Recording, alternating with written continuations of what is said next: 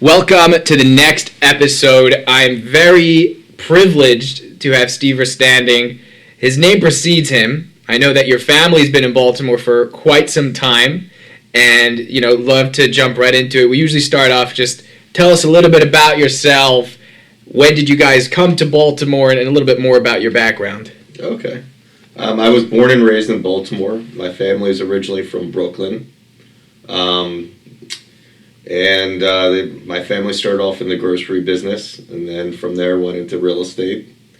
And I've been doing real estate basically since the day I turned 18. I got my real estate license and purposely stayed local for college, went to Towson. Oh, wow. Started buying real estate literally since I think I bought my first property a week after I turned 18. Wow. Wait, so you guys, how did you get from Brooklyn to Baltimore? Because it's funny, I grew up in Brooklyn. I mean, you could assume that. But I grew up in Brooklyn. How did you guys get from Brooklyn to Baltimore? My father, basically, they wanted a way out and they wanted a better quality of life. His parents were both Holocaust survivors.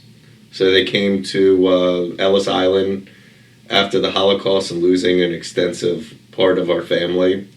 Very poor, just had the shirts on their back, and had some family that were in the area, and they lived on top of a toy store in a one-bedroom. Really? So they were extremely poor, barely had, in the beginning, food to eat. And they worked 24/7 and worked hard and wanted a fresh start, so they came from New York to Baltimore where they had some family. And eventually worked their way up to owning a small convenience store in the corner of Aiken Street. Wow. And my grandfather was religious. He worked 24/7. When he wasn't working, he was in synagogue. Wow. And my father went to TA, and then they moved out. They were in the city, and then they moved from the city to Green Spring Avenue and moved to the house that I was born in. Wow. And, I stayed in Baltimore since, I've been here since I was born, and, know in backwards and forwards, like the community, see a lot of potential, see a lot of things that could be done better. But Baltimore is a unique market with a lot of potential. And I think that there's still plenty of opportunity in Baltimore and the surrounding areas. It's a very interesting perspective from anyone that I've seen that has been here for that long. I mean, I've moved to Baltimore about 6 years ago now. Mm-hmm. I came from Brooklyn because I started with property management before I got into the brokerage business, which is why talking to ownership groups that have been here for so long, and it's not just about the real estate cycles that they've lived through. It's the fact, like you said, Baltimore, the areas, the trends, and that when you get into a deal, which, Citywide Investments owns all over the country, but specifically locally, no one can throw anything over. You can't, promise me that this location, the city's going to develop it. It's like, yeah, this city's been saying that for about 30 years now, the Maglev train and all of these beautiful ideas. It really helps to really be local and really get it. So how did your father get into real estate? Because I know you were saying that your grandfather had that convenience store downtown. My father got into business with one of my grandfather's friends who was in the grocery business, and my father would help find their locations. So he would find the locations and help purchase the buildings. So that's how he started in real estate. And then from there, he got eventually out of the food business and started buying former 7-Elevens called cash and carries. And then from there, went into small strip centers, and from there to neighborhood centers, and from there to regional centers. It's very interesting because I guess because your grandfather had a storefront is how your father, like you said, knew more about that aspect of it, and being able to source those leads is how he got into retail. Because most people I speak to, they some way or another moved into multifamily, and I think a lot of old school groups that I'm in touch with are a lot more geared, even I'm talking about old school ownership groups like yourself that moved to Baltimore years and years ago and been here for so long. It's interesting to see slightly a different story when it comes to that, and really getting into the retail space. I know at some point you guys were doing multifamily, and how did that shift change in kind of what your mindset and what you guys were doing to just focus on retail?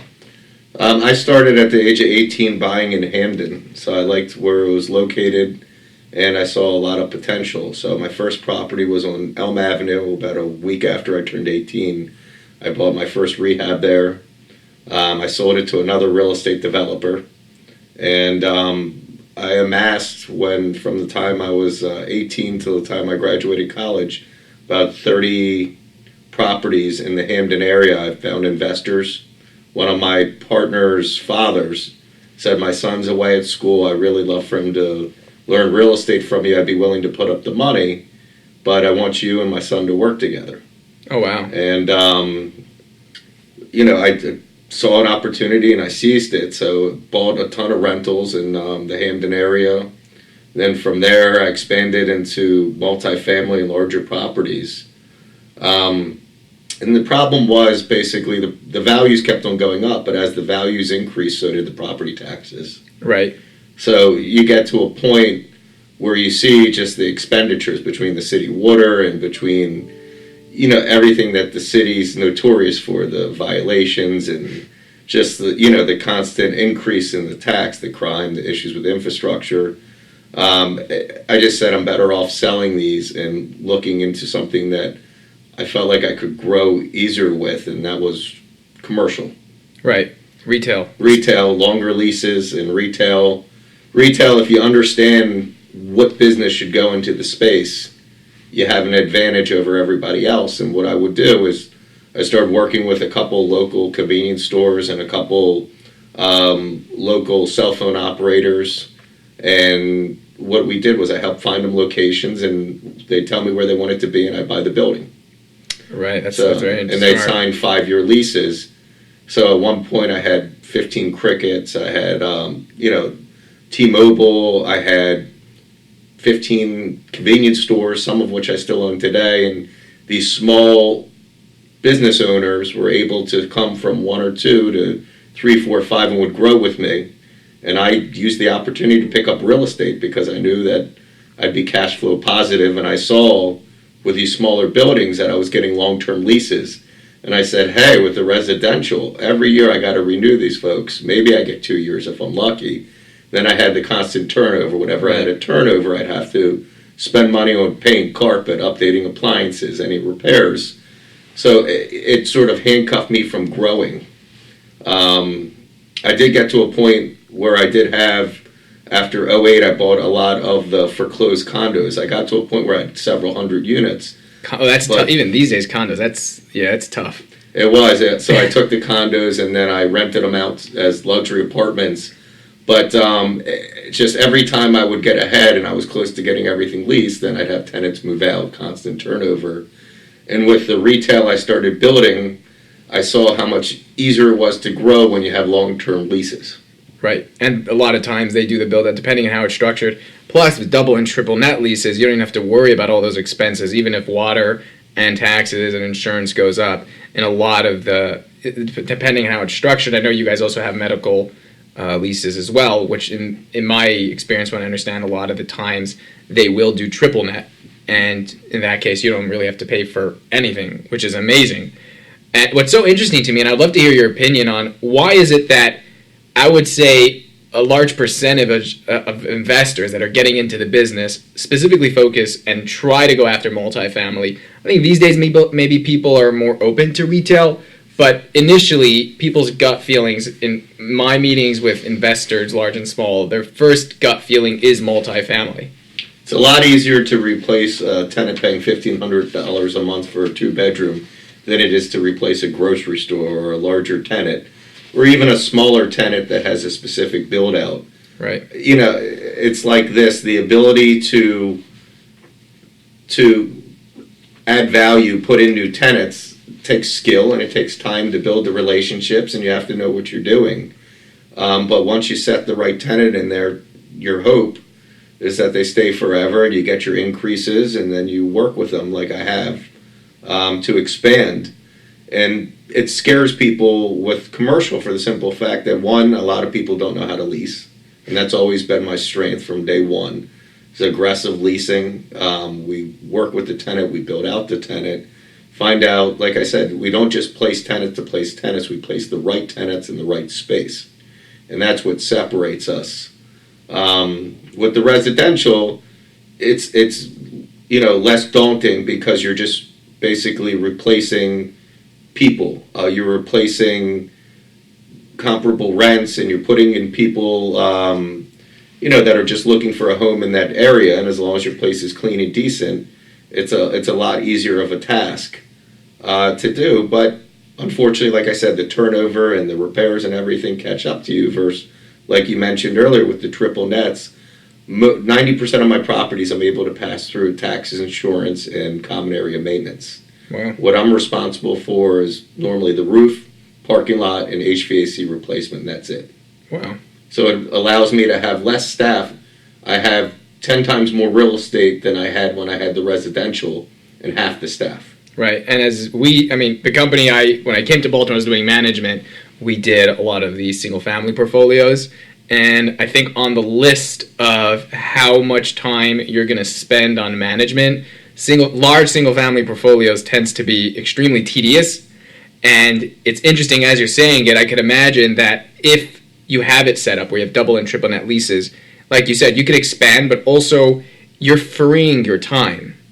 So it's not like you're getting a call, hey, my toilet's stuffed. I mean, obviously people have management companies in place, but even the managers, they're not stuck with minuscule tasks that come up from tenants, but rather, like you're saying, like if there's a major leak in the roof, I'll take care of it, obviously, and if there's an HVAC system that goes out, I'll take care of it. But you're not dealing with the minuscule things that come up when it comes to, multifamily real estate, which I own a little bit of as well, and I understand, the guy's key gets lost and he's calling me, hey, I want to replace my key. It's just not something you have to deal with in the retail space.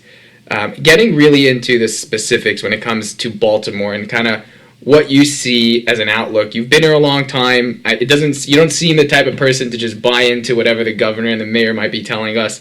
I'd love to hear your opinion from being here for such a long time, but also like extended growth going forward, especially because you're dealing with the businesses, and everyone knows at the end of the day, the lifeblood of residential multifamily are the businesses that they're able to work at and being able to have that longevity for any investment. So what are you seeing right now in the market, and kind of what's your overall opinion of the Baltimore market? I think that the Baltimore market is strong in Baltimore County. The city, I think that the taxes, the crime, and just the excessive amount of violations, and you got a city that's really not pro-business. So they're chasing away, retailers are chasing away landlords. Until they get a better grip, I think not only on the infrastructure, but the crime. Right. And the other, and the other areas that are affecting landlords just being able to make a living, I think that you're going to have more and more people, leaving the city for the county. Right. Baltimore County has the taxes are better. You have better infrastructure, less crime. And where I've been successful in Baltimore specifically, there's the areas that are outside of the city, right outside of the city, basically, because more and more families want to go there because they get larger homes, it's more affordable. Where you have an influx of families, you typically have growth, and businesses can succeed, restaurants can succeed, services can succeed, and it's just more of an appeal. Right. So, it's real simple. When your tenants do well, you do well. Right. And it's a simple motto. You put the right tenant in the right spot, whether it's a restaurant, whether it's a grocery store, whether it's a nail salon or some service-based industry. If they're in the right location and there's people there who, want to patronize that and it's not over retail, you typically succeed. Right. What are your thoughts on a lot of the, I'm sure you were concerned. I mean, I think everyone was concerned when the governor tried to pass that 3% transaction tax. And obviously it didn't go through, and he changed it to only involve tech. But, what's your thoughts on the political landscape of what's coming out in general of the Maryland committee? And, I see in the multifamily sector, I'm sure you're aware of the BPS bill that, went through in April. That's for sure affecting owners like yourself. Talking about that specifically for a minute, what I don't know if you have properties that'll be affected, but what are your thoughts on, in general, the political landscape and also specifically the BPS? I think, unfortunately, politicians need to stick to politics. I think whenever they try to inject themselves in business, all they do is hurt the local economy. I think that local business understands how to operate much better than politicians, and I think raising taxes, it's real simple, chases away business, chases away companies. And, what they're doing is backwards thinking. Instead of offering tax incentives and different credits and thinking about how they can lure more companies and help people open small businesses, they're trying to raise taxes to cover a deficit.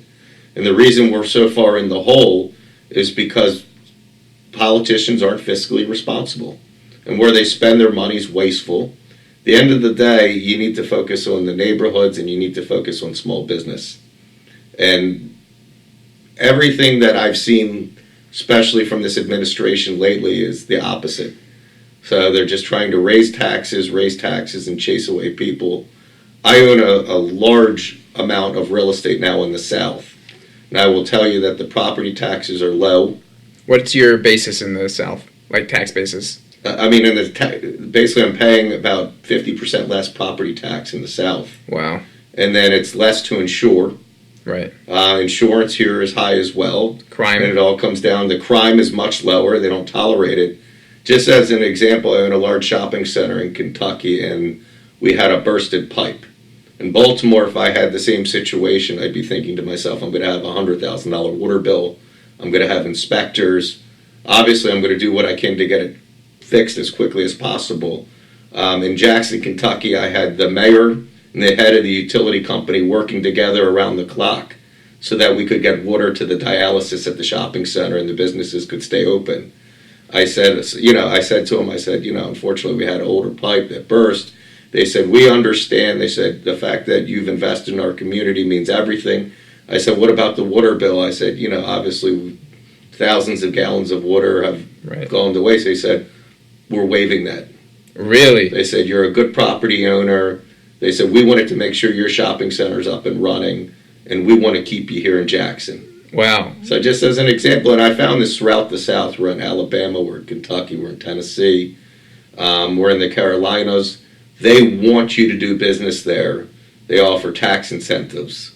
Typically, if you hire locally and work with the local politicians, they go above and beyond, versus unfortunately in Baltimore and in Maryland, they're chasing away business.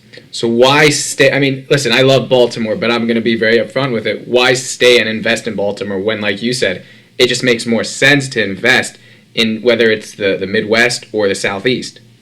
Majority of what I bought in the past few years has been in the South. I still see some opportunity here. The county is still growing. More and more people are leaving the city. You have a lot of population. One thing that Baltimore did have up until recently is it had a large amount of people employed by the federal government. Right. So unfortunately with DOGE and the other cuts, that's now shifting.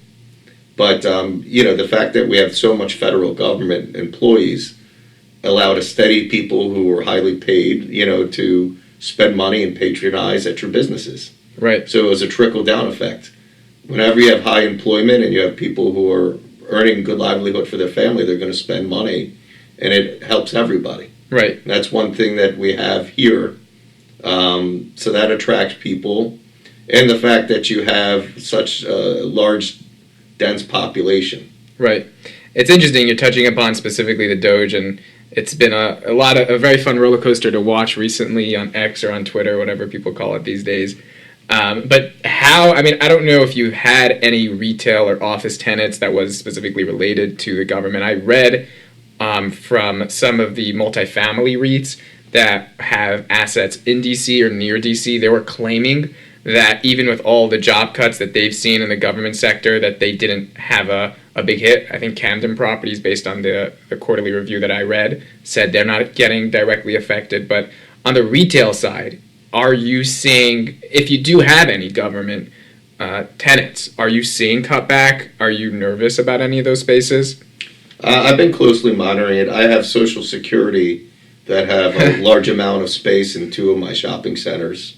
They're paying good rent. They've been there a long time, so I've been keeping an eye on that. And I have a couple dozen contractors who work for the government, and basically that's where they're getting their contracts renewed annually. Right. So they've told me flat out, hey, if my contract's not renewed, I'm not going to be able to afford the space anymore, and I'm either going to be out of business or have to significantly downsize. I have not seen anything dramatic. I've seen a lot of people nervous, Right. but I haven't seen it specifically affect my business. The biggest thing that has affected my business, I would say, is inflation. You're saying since 2020? Mm-hmm. Inflation, I'd say, is taking a toll, and the fact that interest rates are higher. That's really been the biggest issue we've been dealing with, is due to inflation. There's only so much people, so there's only so much money people in these smaller markets have to spend money. People can't afford to take out their family to go get a burger for dinner and spend $150, $200. Yeah. I get eggs at Denny's and then I'm at $80. There's just only so much money that people have, and with the absorbent costs of food and and just other inventory and prices, people had to make cuts, which affects small retailers. Correct. My whole business is derived from small business. Right. Especially recently with all the tariff uncertainty. I mean, I know now that it's paused and, there's still a baseline of about 10% or whatever it is that's going on. I feel like every day I try to read up on the news, and every day it's another story on where the tariffs are holding. I'm sure, as an owner, obviously, but I would think more specifically with the retailers, restaurants, or anyone that's getting their supplies specifically from China or any other location, really, I'm assuming they're seeing hits, and that's very related to inflation, right? Because that's, in a sense, inflating the value there as well. So aside from 2020, when the government gave out so much money, now you have tariffs that is a complete uncertainty as well. That must be a cluster F of questions that come up. And I guess the bottom line question becomes, with the uncertainty with the Social Security offices, it seems to me that, like you said, it's becoming increasingly harder to really do business in Maryland if you're not in the county. And I think about Mount Vernon when I say that. Mount Vernon at some point was successful. And, like I said, I'm not a retail broker, but you have to be blind not to see what's going on, where, retail spaces there since COVID have just been vacant. What happened that COVID killed?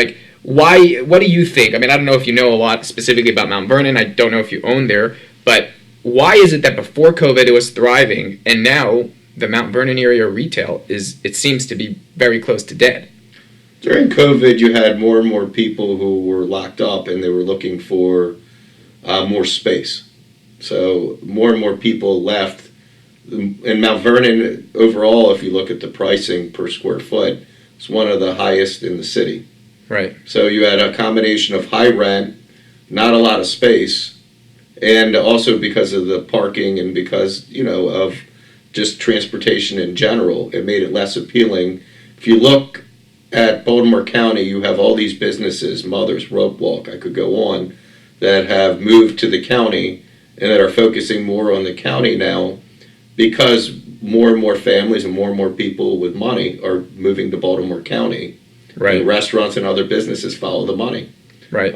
During COVID, people were all about space, especially being locked up. They wanted to still be able to go outside, have a large yard, and that's why more and more people moved to the outskirts of the city and away from areas like Mount Vernon because of space, affordability, and just overall quality of life.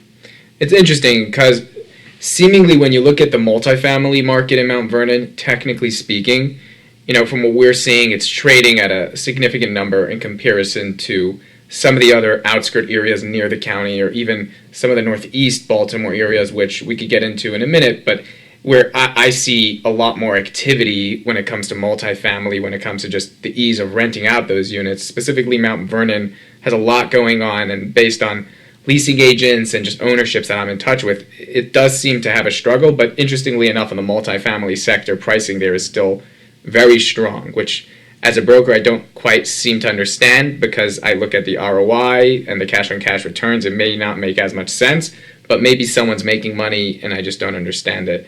But getting in more to the northeast part of Baltimore City, I know that you do have some holdings there. What attracts you to that sector? I know it's near Parkville, but obviously that's, to some degree, I would say it's a little more rough than the county, but what what in that area are you seeing that is attractive? What appeals to me about that area is the fact that you have larger homes that are still affordable. So more and more people, you can get double the home that you can get in the city, in downtown or in other communities on the Northeast Corridor. So you have large homes with lots. So more and more younger families are going to go there, and it's becoming a better place to raise a family. Right. And once you have, typically once you have family, then they patronize the local businesses and it helps the local economy. And if you put in the right tenants, somebody can go, for instance, my shopping centers typically have a restaurant, typically have indoor playground, typically have a place where people can get their hair done. So the goal is to make sure that everything is within walking distance and easy to get to, or that you have plenty of parking. And once again, safety. Right. So safety and affordability are what are driving the market, and unfortunately making it so that more and more people want to get away from downtown and from the neighborhoods in the city. Right. I mean, fact in cases is that we are in the county right now. Our office used to be in the city, and at some point we made the decision that why do we have to fight for parking and deal with whatever was going on the street where our office was, when we could get a much better rent per square foot where we don't have to fight for parking. And next door there's a bunch of beautiful locations and restaurants and other things that we do a lot of business meetings with when people don't want to come to the city. If they have to, they need to check on a property, they'll go to the downtown area of the city. But I'm sure you're tracking all of the foreclosure auctions for the office and hotel space in downtown Baltimore, and I think it's very, very telling. I mean, I'm actually intrigued. I don't know if you have any ideas, but what do you think is going to happen to that corridor, Pratt Street, and all of these other locations right there that there's just vacant buildings? Are they going to blow them up like they're doing in Atlantic City and some of the other places in New Jersey? Like, what do you think is going to happen there? I think, unfortunately, with the older buildings, to retrofit it is so expensive, and in general, cost of construction, due to inflation, due to the tariffs, due to just what's going on with the global market, everything is just absorbent. So I think that these buildings, the ones that can be retrofit, I think are going to be retrofit to include more apartments, retail, and more mixed use. The ones that just basically are just, their setup is obsolete from the 60s and have environmental asbestos and different environmental issues, it's cheaper to tear it down and build something that's smaller. And you don't need 30 floors anymore. Right. You don't have the population in the city. You have 500,000 people, and it's declining. You don't have the population. You don't have the demand. You don't need all those floors and all that space. What people want is people want parking. They want easy access. And once again, with as far as office goes, they want clean, new Type A space. And medical will always have its place in the market. People always need doctors. People always need service providers. The key thing is with these buildings is if it makes sense, retrofit them or tear them down. Right. Which is interesting. It doesn't seem that Baltimore City has taken on the mindset of tearing down buildings yet. I mean, you go down Lexington, near Lexington Market. I had an event there once, and I think Seawall Developments did that deal. Mm-hmm. We had an event there. It was beautiful. But the second I walked out of the property, I felt like I was going to get mugged. And all those just vacant buildings sitting all across that block and that corridor. I think it's interesting that they're just leaving it. And at the end of the day, the city does have a deficit. So does in general, a state. And it just, like you said, it becomes increasingly difficult to do business, especially factoring in BEPS. If you're dealing with a property that size downtown, you can't get a tenant. And now they're making you retrofit, not just to get a new tenant, but now retrofitting your HVAC systems or whatever else that you have to do.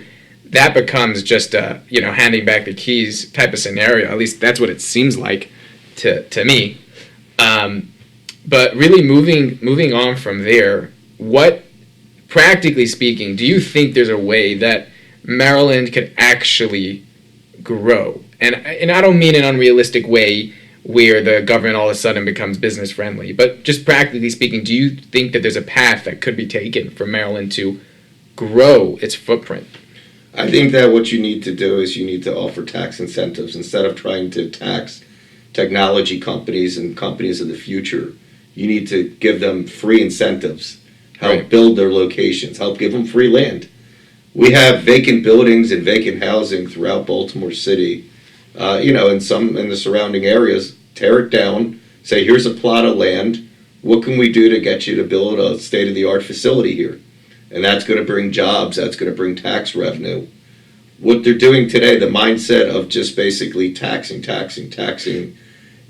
people to death, especially small businesses, which is a main driver of the community and a main driver of the economy, is scaring away companies. So until the mentality changes and the philosophy changes, and instead of saying, I'm going to tax you, they say, what can we do to get you here? Right. I think, unfortunately, it's going to be a continued decline. Maryland and Baltimore City especially are strategically located. Right. So you have 95, you have the corridor, you have access to the D.C., you have access to New York. Virginia. You have the location. Yeah. And normally location is key in real estate, but unfortunately they've done everything they can to drive people away. And it all comes down to basic things that you and I would want for our families, quality of life. Right. People want to be safe. People want to have newer, nicer businesses. They want to have growth. They want to have good schools. They want to have roads where they don't wind up having a flat tire because they ran into a pothole. So it's common sense approach, and that's what politicians need to focus on instead of taxes. You're in the hole for a reason. And unfortunately, the definition of insanity is to do the same things over and over and over again. And that's what I see in Baltimore City. And it saddens me because I've been here my whole life and it has so much potential. Right. I mean, even looking, I'm sure you've heard about the rent stabilization push that happened in PG County. And now I know many owners that are in a very bad spot. And it just, now all of a sudden, like I'm calling institutional owners for some of the complexes that have 300 units plus, even though they're in Baltimore County, and Baltimore County is not talking about rent stabilization, but they say, oh, Maryland, no, ever since they passed it in PG County, we are concerned that Howard County and Baltimore County and at some point the rest of the state's going to have rent stabilization, and therefore we're not even looking at your state. So to your point, if in Kentucky they're going to waive your water bill, and in Maryland they're going to throw fees on it, and it's going to take you forever, and now these days they could even throw a tax lien on it if you're not paying your water bill, it definitely makes it tough to do business. And it's funny because I was at an event and they were pushing the fact that it's on the 95 corridor and everything. And in my head, I'm like, you have to be realistic with the market you're dealing with. And I think in what I do, that's how I talk to owners. At the end of the day, you could push for high rents and you could push to have the wrong tenant in the wrong retail space because they're paying you more. But at the end of the day, what could your market absorb? You can't just increase 5% year over year and everything because, like you said earlier, with expenses going up, they're not going to pay you. So you need to be realistic in your strategy. Could you make money in Baltimore from what it seems like? Yeah, you could, but you have to be more conservative in your numbers based on what I'm seeing more than ever because it's becoming so much harder to do business. And it's not to disincentivize anyone that's listening to the podcast. It's just you need to know the facts before you get into something. New York still has people that invest there. Why, I don't quite understand when it comes to larger than 6 units because it's a lot harder than here. And now the guy running for mayor wants to do a freeze on all rent stabilized rents, which I really don't understand what they're trying to do there. But it's something I'm passionate about because I'm always seeking the answer. And I think based on my research, like I interviewed Izzy Batoka a few episodes ago, and we talked about kind of the deficit that Baltimore County is facing. And like you said, one of the things they stopped doing is repaving roads because they just don't have the money to repave roads anymore. The money's not there. And interestingly enough, I was looking, I follow a lot of the politicians, so I'm not going to say which politician, and you'll see why in a second, but there's a politician that posted on his LinkedIn that he came in basically taking on this big deficit. And then another investor, a friend of mine that I know, took a screenshot of the same politician's post when he went into the office. And his post said, we're coming in with an influx of funds, and we're so excited to do whatever it is. And it's like, just this hypocrisy that you're talking about, it's just so funny to me. But you could do business. You just have to be very, very careful, whether it's multifamily or retail. Based on our conversation, you have to be careful, and that's what's pushing owners. I mean, Klein Enterprise also, from the people I know there, they're really expanding in other states. MCB Real Estate started buying in other states also. Like, I don't know if that's because of this, but I'm reading the news on these companies. They used to be Maryland focused, and now they're in New Jersey, they're in Texas, they're in a bunch of other locations, and I don't know. I guess, like I said, there's no real answer. I'm kind of going on a rant over here, but I mean, it's real simple. You follow the growth and you follow the retirees. Where are people going to retire? Where are people going to raise their family? More and more people are packing up and leaving Maryland because they can't get high-paying jobs and because of the cost of living. Right. And what are you getting for paying some of the highest taxes in the nation? Very little. So, at the end of the day, you go to the Carolinas, they have, you have either tax incentives, tax rebates, or you have no sales tax. You go to Delaware, you have no sales tax. Right. Extremely low taxes. And then they work with residents and they make their income from taxing large corporations instead of taxing small business to death. Right. And people go there to retire. They go there because today it's harder and harder to make money. People are in a tighter budget than ever, and they want to go where they're going to get their most bang for their buck. Right. And you have to think about that. That's why I buy typically in markets that are growing and in states that they, not only incentivize but work with people to move there and retire there. Right. Or raise their family there. Right. And unfortunately, it's just not here. No, not now. I mean, hopefully at some point, like you said, the politicians will wake up. But I don't know. Like, I remember I was at a BizNow event. I don't know if you're familiar with that company, but they throw events, and they had a panel right when PG passed the bill to do rent stabilization. And they had a panel, and the politicians that essentially pushed the bill were on the panel. And an owner that owned quite a bit of multifamily stood up, and he said, like, practically speaking, what do you want us to do? He said straight up, like, based on my calculation, on IRR basis, in a matter of 10 years from now, based on the way you guys are trying to pass this, my expenses are going to catch up to me, and I'm not going to be able to make ends meet, and I can't even sell my assets anymore because no one wants it. Like, it's tough. But talking specifically about the Sunbelt market, what are you seeing with the saturation of developments that's going on? I know that's a hot topic in today's market, especially just home values there are dropping, I believe, the most in the country. Are you seeing that being affected in the retail development space at all? I don't know if you own down there. I do, but what's exciting about what I do today is that very few people are building shopping centers. So, the areas that are over-retailed population typically is catching up. And we're seeing very few, if not any, shopping centers being built, which allows us to take the shopping centers out there and either repurpose them specifically to deal with Amazon and other things and make it so it appeals, or go ahead and redevelop them. Right. So the cost of construction has done that. As far as specifically, you're referring to Florida. And Florida, what's hurting Florida today is basically Florida boomed so much during the COVID. So many people from New York and still are moving there from New York and California and Maryland. The cost of insurance here is about 4 times higher than here. And because of the storms and everything else, you have flood insurance there, which is absorbent. Right. So it's like anything else, you have to factor it in. Certain markets in Florida are still extremely strong. Southern Florida is still extremely strong. You have international money, and you still have a massive influx of people moving there.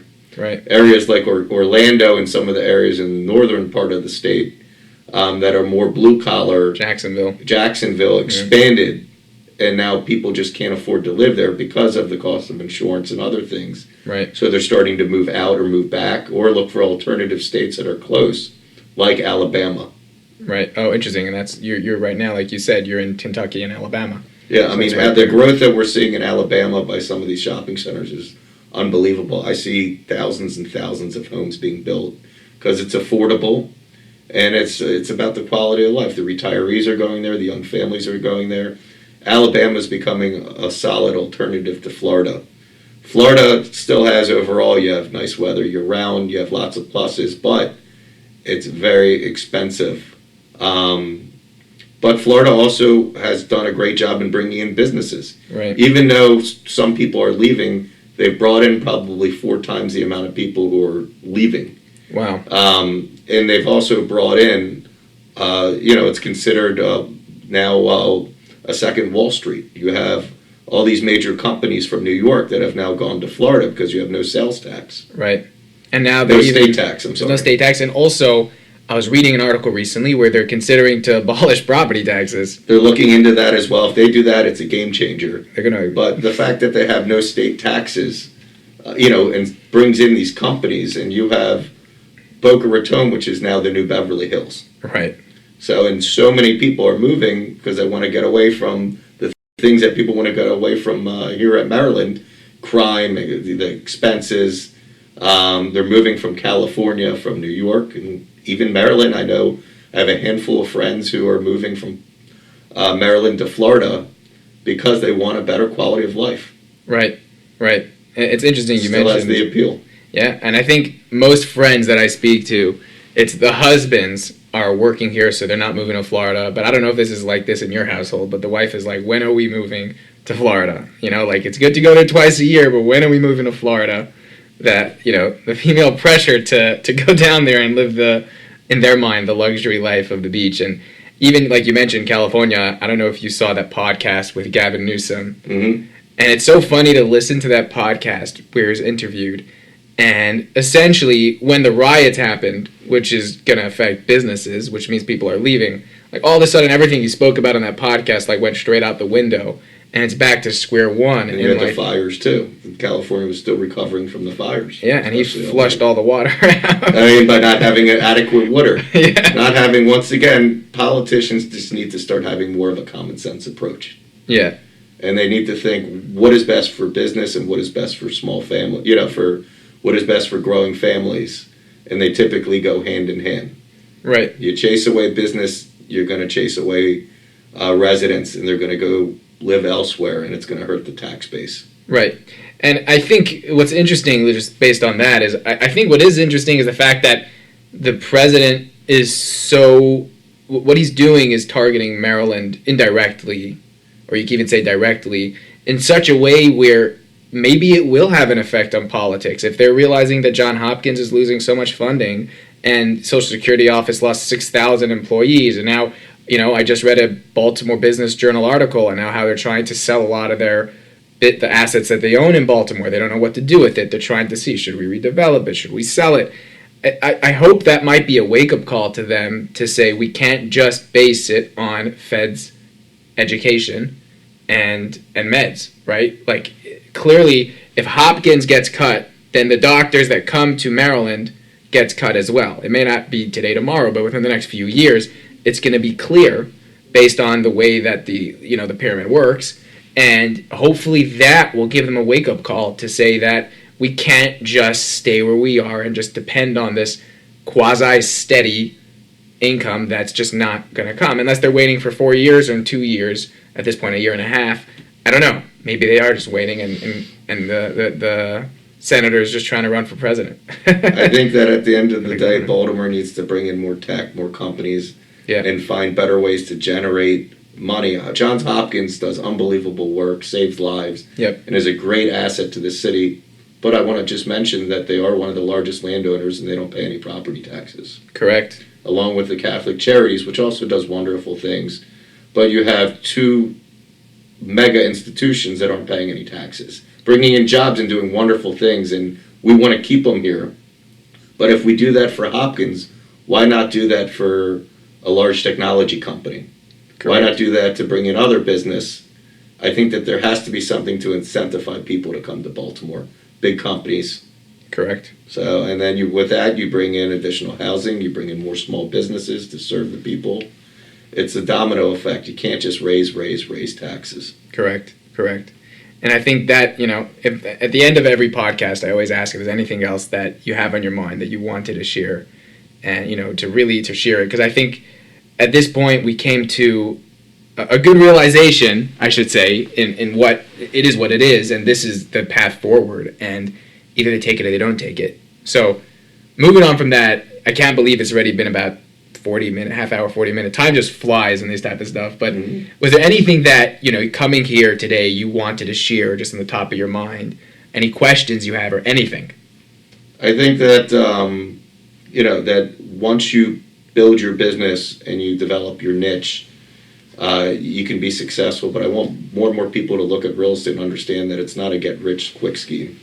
I've had my ups and downs throughout my career. I've lost some major tenants that I've been able to replace because that's my niche is through leasing. But real estate is not a get-rich-quick type of business. It's a hard business that involves creative thinking. You need to think about what you can do to separate your properties, your real estate, your company from everyone else and stand out. And I think that in business and in general, in life, it's all about developing your own unique niche. And I think that my strong suit, anybody can buy a shopping center or buy real estate. My strong suit is putting the right tenant in place and working with them to expand. Right. And I think that same mentality, putting tenants in place and incentivizing, helping them grow, is the same mentality that I think that local leaders need as well. I love Maryland. Living in Baltimore has its pluses and negatives, but we need to start looking at what other states are doing right. And I think that we have to change our way of thinking, keep businesses here, keep them growing. And I think that will allow more taxes and allow us to fix our infrastructure, to better our schools, and better the quality of life. Because if not, then you're going to have massive influx, and we're going to find ourselves in continued deficit. Right. And the one development that I've seen recently, and I'm sure you've seen this development come up in the news, which I didn't know there's 17 acres on Park Heights in Reisterstown. I didn't realize. I mean, that development, I went recently to the Associated event, and Seawall was there also. I think they're doing that development. And just hearing their plans, it spoke to that from what I saw. Like, they're trying to create, recreational centers, parks, and fields, and bring in businesses, and try to create somewhere where people want to go. And just create a good... And I think they're getting a lot of great benefits from the state to do it. I mean, they have to do it in a certain way, but I believe more developments like that and more thinking along those lines, like you said, is going to get it done. And I really appreciate you coming here today. Of course, thank you for having me. It was a great conversation.